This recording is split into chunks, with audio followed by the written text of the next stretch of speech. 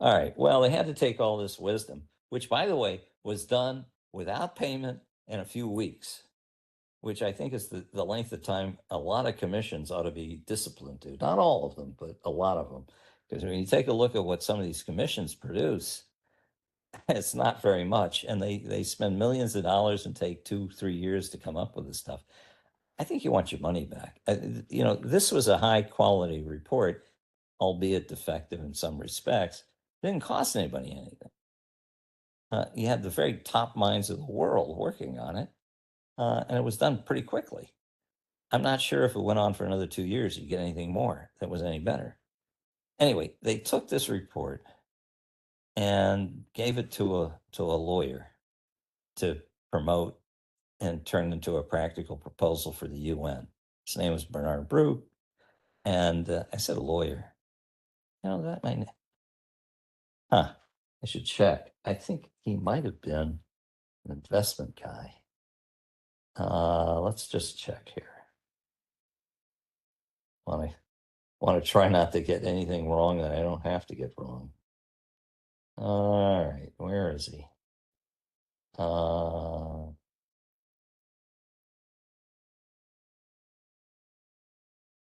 Well, he disappeared in the notes. We'll look that up. I'll get back to you.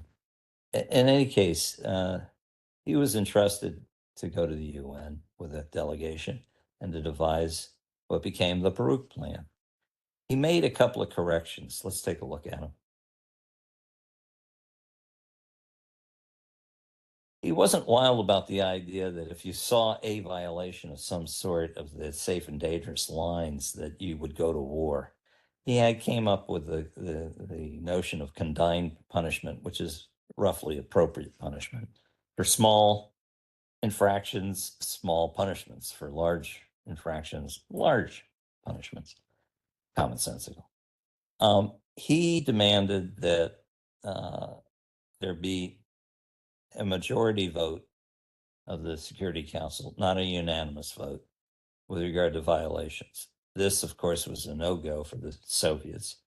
A, because they didn't want to give up their power to control things, and B, they'd stolen our plans roughly and were working on a bomb themselves. And that led to the other no-go, which is Russia needed to be inspected before America got rid of its bombs.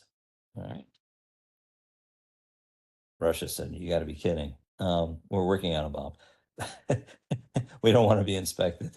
You should disarm first. Then we'll think about whether our bomb project should be stopped, if that at all." But take a look at the next slide.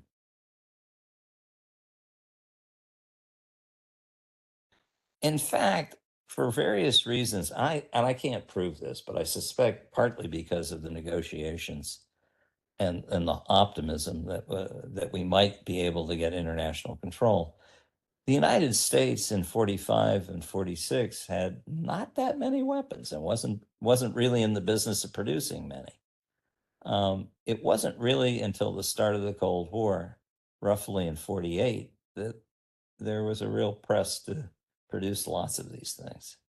And you'll notice that during the years of optimism, it just was not much in the way of a stockpile at all. Again, I can't prove that, but I believe it was a contributing factor.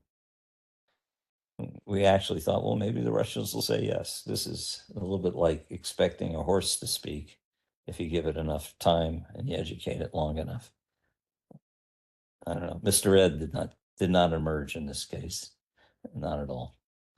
Okay. Yes, Mr. Mayo.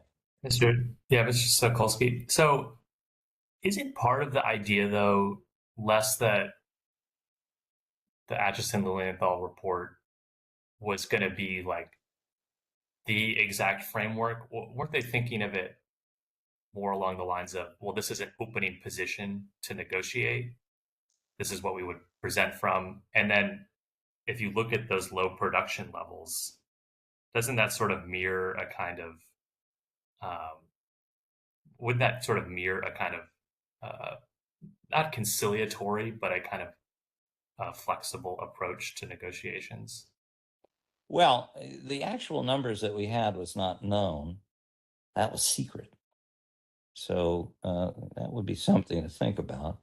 But surely this notion that it was an opening position, I don't think the people doing the Acheson Lilienthal report saw it that way. If anything, they got mightily angry and well, pissed off that Baruch changed anything. And the scientist movement blamed Baruch for the failure of the Acheson Lilienthal study. And they said, well, he was too tough. He made it too tough. I'm not sure Baruch was off at all. But I don't think the folks that supported Oppenheimer and the folks that worked on the Acheson Lilienthal report thought for a moment that their advice was somehow, if you can buy a better scotch, buy it instead. No, it was more like, hey, this is it. And when Baruch changed just a little bit these things along those lines, they got very upset. Does that help?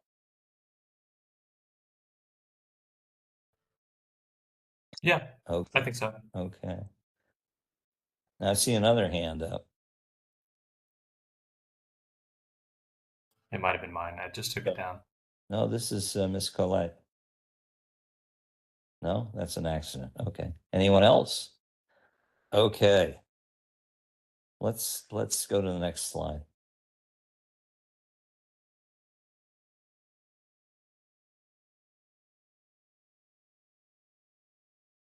Well, let's put a punctuation point on the negotiations. You wanted to make sure that we didn't get them. Yeah, we got them. This more or less made the discussions of international control of atomic energy look a little hollowed out. That was in August of '49. Next slide.